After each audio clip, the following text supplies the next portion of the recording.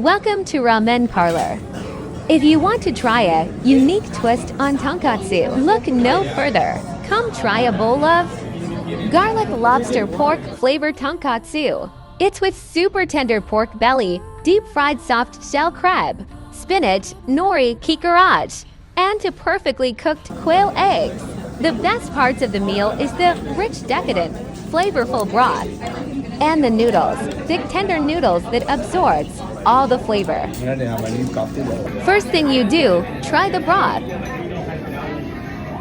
Slurping is appreciated in Japanese culture. I like thick noodles. How about you?